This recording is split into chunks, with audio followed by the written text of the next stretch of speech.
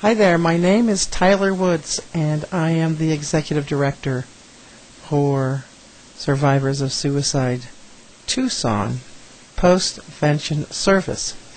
And welcome to our show, Hope and Healing After Suicide. This show has really been in the making for about 8 months now, and now thanks to our sponsors and technology and a few other things on our side, we're able to bring this to you not just through a podcast, but also through YouTube and several other venues. So when you go to www.sostucson.org, be sure to hit SOS Radio, and you'll see the venues that this show can be offered. So thanks again, and I hope you enjoy the show, Hope and Healing After Suicide. Now, when I say post-vention services, well, I'm sure a lot of you might not know what that is. So I want to kind of explain what is post-vention. You see, after a suicide, families, friends, individuals, and entire communities are really impacted, and they can benefit from some sort of support and understanding. And I'd like to think that we at SOS Tucson become the catalyst for that, reaching out. So basically, suicide postvention refers to the action taken after a suicide has occurred. The primary focus basically is helping people cope with the suicide and reducing the damaging consequences that can follow, such as shame, guilt, shock, the entire complicated grief process, PTSD, and the stigma that accompanies the suicide. Now you may ask, why is this so important? Well, with 30,000 U.S. suicides annually, and every 42 seconds someone in the U.S. is attempting it, and every 17 minutes someone has completed a suicide, post-vention services become absolutely critical. The other thing that we do is we work on removing the stigma that surrounds suicide. Big news, folks. Suicide's not a sin. Come into the new millennium here and dump all the old jargon out that you've been told. Suicide is absolutely not a sin, because if suicide is a sin, then so is dying of cancer or any other terminal illness, because basically about 6 years ago my mother-in-law was diagnosed with cancer, and she had pancreatic cancer. And as the cancer proceeded and spread throughout her body, her physical immune system started breaking down and became depleted. Now, eventually, once her physical immune system became depleted, of course, she succumbed to death, and she passed on.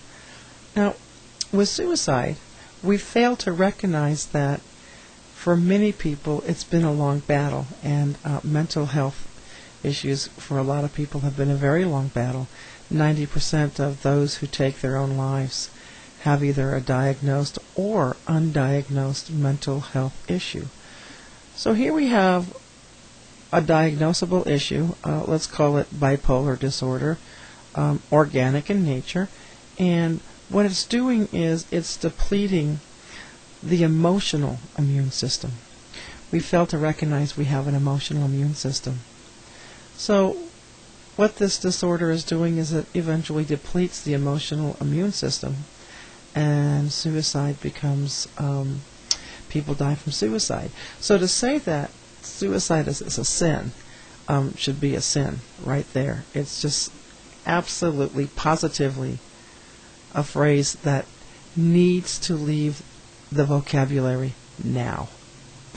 I guess while we're on the topic of things that really should leave our vocabulary, and this is directed at survivors so you feel better, and I'm really going to direct this at the providers who work with survivors.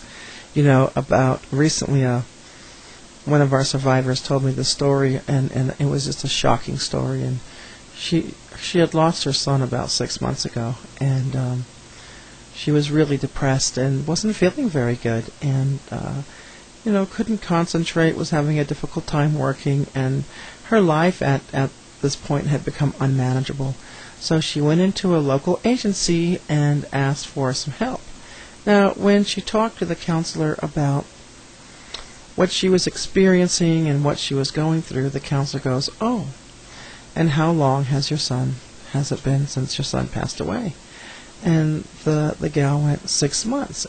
And the counselor said, 6 months? You should be over that by now. That is shocking. That is horrifying. And I wish the girl would have just walked out and given it back to this very, very uneducated person. However, what she did do with it is she turned it in inwardly and became even more depressed, because obviously we're supposed to be over a child taking their own life in just a couple months, according to what a lot of counselors are being telling survivors. So here's something that we would like to ask the counselors and providers of Tucson and Southern Arizona, and actually everywhere, to start paying attention to. Watch your vocabulary, person. These are the things we're going to learn during this radio broadcast. So I would love for you to stay tuned and listen to us. Our goal is every other week we'll be bringing you a new show. Eventually we'll bring you the show once a week. In the meantime, about every third or fourth show, we're going to try to broadcast in Spanish. Don't forget, you can catch us go to our webpage at www.sostucson.org, go to SOS Radio, and look at all the venues that you can see to catch our broadcast. The last thing I want to talk about is I'm so excited that we've got so many great guest speakers getting ready to come on board and do these shows. So I really want to invite you to stay tuned and pay attention and listen and learn and pass this on to people, and pass this on to your provider, and pass this on to someone who you know that has lost someone to suicide, because really we don't have to suffer alone. There's always going to be help, and that's what Survivors of Suicide Tucson Postvention Services is all about. So welcome to Hope and Healing After a Suicide, and I look so forward to hosting the show the next time. Thank you. Real quick, there's an announcement to be made. Josh Wheat, who is a survivor, is throwing a benefit to benefit the Out of Darkness people, June 9th at 9 p.m. at the Hotel Congress. 4 bands, 3 comics, and a silent auction. We'd like to thank Cartridge World for sponsoring us. Their webpage is www.cartridgeworldusa.com. Adam D Technology, thank you very much. You can get to Adam for computer services at www.computerserviceaz.com. Thank you so much to The Working Circle, www.theworkingcircle.com, and MindHance Learning, www.MindHanceLearning. Your donations are very helpful.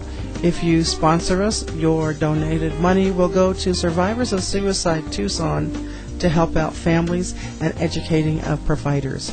You can also go to our webpage and donate to us. We need donations desperately, so anytime you'd like to donate, please feel free to do that.